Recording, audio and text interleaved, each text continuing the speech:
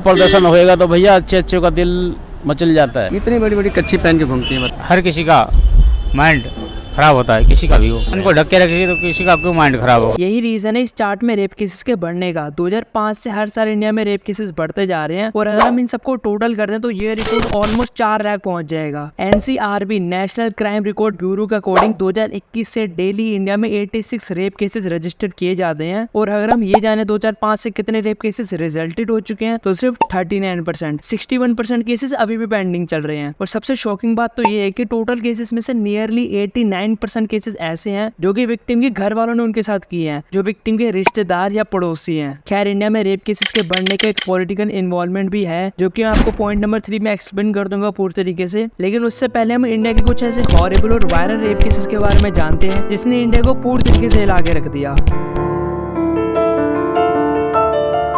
2018 जनवरी के मंथ में जम्मू कश्मीर के कथवा विलेज में एक गैंग रेप होता है, वो भी एक 8 साल की बच्ची के साथ। अशीवा बानो नाम की एक लड़की जंगलों में अपने घोड़ों को घास चराने के लिए जाती है लेकिन वापस नहीं आती, बहुत देर हो जाती है। कुछ दिनों बाद अशीफा की डेड बॉडी मिलती है और पुलिस 6 लोगों को कस्टडी में लेती है जिन्होंने अशीफा के साथ गैंग रेप किया था। और इन गैंग रेप किए हुए 6 लोगों में से पुलिस ऑफिसर भी शामिल होते हैं। और ऐसे एक और हॉरिबल केस है जीशा रेप केस। 28 अप्रैल 2016 को केरला के पुरुम्बाबुर डिस्ट्रिक्ट में जीशा को काफी ब्रूटल तरीके से मारा जाता है। उसके साथ काफी ब्रूटल तरीके से फिजिकल और सेक्सुअल असॉल्ट होता है। कई रिपोर्ट्स तो ये भी बताती हैं कि जीशा के चेस्ट में लिटरली डैगर से छेद कर दिया गया था। अगर आपको इस केस के बारे में पूरा पढ़ना हो तो मैंने नीचे लिंक दे रखा है, आप जाके पढ़ सकते हो। अब जो रेप केस मैं आपको बताने वाला हूँ वो आपके अंदर की रूह तक कपा देगा। ये है 1992 का अजमेर रेप स्कैंडल, जिसमें लड़कियों के साथ ब्लैकमेलिंग करके उनके साथ गैंग रेप किया जा रहा था। और gas how much girls? Total 500 से भी ज्यादा। और सबसे शॉकिंग बात तो ये है कि जिन लोगों ने इन 500 लड़कियों के साथ रेप किया था वो आज भी खुलेआम सड़कों पे घूम रहे हैं।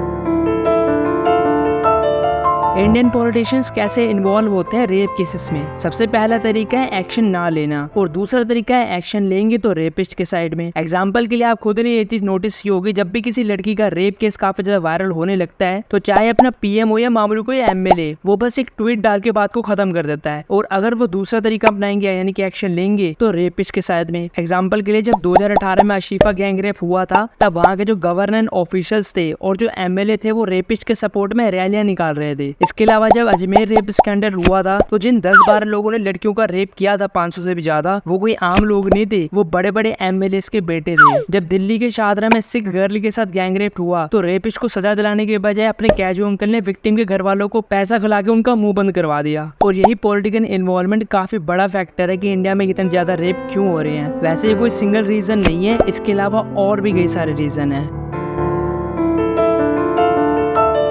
The main reason behind this is mentality of Indians। तो छोटे कपड़े देख करके मतलब मन मचल जाता है। हाँ जी, बिल्कुल सही बात है। अब ऐसी मेंटेलिटी होगी तो इंडिया में रेप केसेस तो बढ़ने ही हैं। इंडिया की टोटल पॉपुलेशन का 43% हिस्सा फीमेल्स का है और 57% मेल का। लेकिन इसके बावजूद भी गवर्नमेंट इवन सोसाइटी भी मेजोरिटी को ज्यादा इंपॉर्टेंस देती है और माइनॉरिटी गई बाढ़ में। मेंटेलिटी के साथ साथ जो एक और बड़ा रीजन है वो है अपना प्यारा दुलारा बॉलीवुड। जरा एक बार इन गानों को सुनो।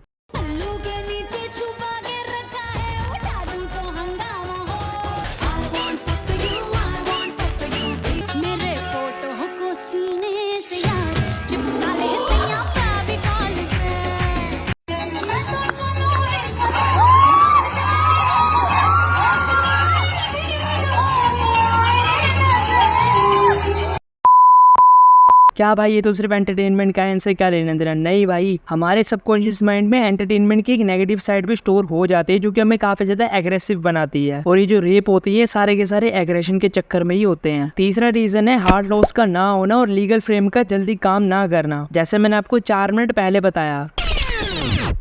और अगर हम ये जाने 2005 से कितने रेप केसेस रिजल्टेड हो चुके हैं तो सिर्फ 39%। 61% केसेस अभी भी पेंडिंग चल रहे हैं। यही बहुत बड़ा रीजन है। इन तीनों के साथ साथ पॉलिटिकल इन्वॉल्वमेंट भी काफी बड़ा फैक्टर है जो कि मैंने आपको पूरी तरीके से एक्सप्लेन कर दिया। लेकिन जो सबसे बड़ा रीजन है ना वो है नॉट एक्सेप्टिंग द प्रॉब्लम।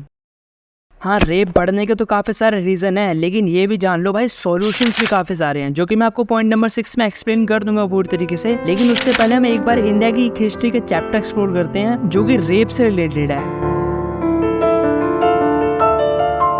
हम चल रहे हैं अब मेडिवल इंडिया टाइम में। ये वो टाइम है जब इंडिया में अफगानी और मुगल्स काफी ज्यादा इन्वेड कर रहे थे। और आपको पता होगा जब अफगानी इन्वेड कर रहे थे तब वो इंडियन वुमेन्स को अफगानिस्तान ले जाके न जाने कितनी बार उनके साथ रेप किया करते थे। ऐसे में सिख कम्युनिटी काफी ज्यादा स्टैब्लिश हो रही थी, जिन्होंने बहुत बड़े बड़े एक्शन लिए, जो कि मैं आपको पॉइंट नंबर 7 में एक्सप्लेन कर दूंगा। उसके साथ साथ सेम पॉइंट में मैं आपको अशोका एम्पायर की सबसे खास बात भी बताने वाला हूँ, जो कि रेप से रिलेटेड है। इसके बाद हम चल रहे हैं कॉलोनियल इंडिया टाइम में, जब ब्रिटिश इंडिया में इन्वेड कर रहे थे। तो जब ब्रिटिशर इंडिया में इन्वेड कर रहे थे तब वो भी वही सब करते थे जो कि मुगल और अफगानी क्या करते थे, और आज भी वही सब हो रहा है। तो रीजन मैंने आपको इतने सारे बता ही दिए, लेकिन सॉल्यूशन क्या है?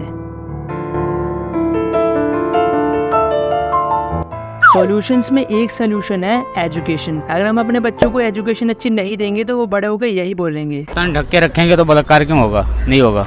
जब तन इनका खुला रहेगा तो बलात्कार ही होना है। दूसरा सॉल्यूशन है विमेन एम्पावरमेंट और विमेन इन्फोर्समेंट। जैसे मैंने आपको पहले बताया कि फीमेल्स की कम पॉपुलेशन होने के बाद भी गवर्नमेंट उन पे ध्यान नहीं देती, और शाम 7 बजे के बाद इंडिया की 47% पॉपुलेशन घरों में बंद हो जाती है। उनकी प्रोटेक्शन के नाम पे उनके सारे राइट्स उसे छीन लिए जाते हैं, और फिर कहते हैं विमेन इन्फोर्समेंट और विमेन एम्पावरमेंट। और पॉलिटिकल इन्वॉल्वमेंट नहीं होगा तो अच्छा ही है, और हमें अपने लॉज को हार्ड करना पड़ेगा और लीगल फ्रेमवर्क को जल्दी से प्रोसेस करना पड़ेगा। और सबसे बड़ी चीज है कि हमें एक्सेप्ट करना पड़ेगा कि रेप्स हो रहे हैं।